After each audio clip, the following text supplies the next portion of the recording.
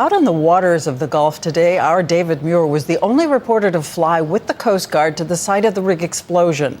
What he saw looks like a fiery scene from hell, but it turns out that fire is the hope. David? Diane, good evening to you. We landed just a short time ago after traveling out to the site of the Deepwater Horizon. And as you mentioned, what we saw late today were flames as dramatic as the night of that explosion. This time, though, a good sign. 50 miles off Louisiana's shore, 3 giant plumes of smoke, and it's actually a welcome sight. They are now burning the oil, something they could not do in the Exxon Valdez spill because it was so close to shore. Now there are rings of fire in the Gulf. Put it off the right side or off the left side. This is the closest the Coast Guard captain overseeing this has been to these fires, and he brought us with him. We're talking tens of thousands of barrels of oil.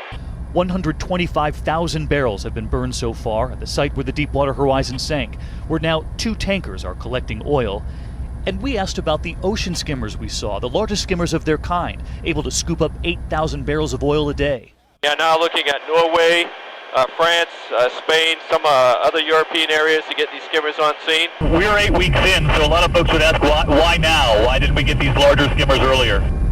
Well, one of the challenges we have is that our regulatory scheme... Federal regulations standing in the way. What's called the Jones Act, a law from the 1920s that says the Coast Guard must use American vessels. You had to waiver regulations to do that. We had to work with the President and Admiral Allen to get the Jones Act waiver. They ran into the same law during Katrina, but it took just a week then to get around it. Those international skimmers now will be here in July. And then those vacuum barges supposed to be sucking up the oil ordered docked by the Coast Guard. Hundreds of you wrote in after our report last night. The main problem with all this is the red tape, the federal bureaucracy at its finest. It was this captain who made that call. When you hear these frustrated governors talking about boom that ends up in another state or vacuum barges that don't get out there, do you understand their frustration? Everybody's frustrated. The real reason is safety.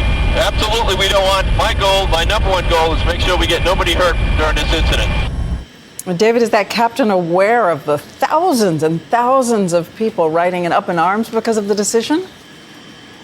Yeah, he is aware of it, Diane, but he said he's got to put the safety of the people on those vacuum barges first. But it's really emblematic of the push-pull and the decision-making process here. And I did ask him, is there anything he could be doing better? And he said, I could be doing better, but we could all be doing better.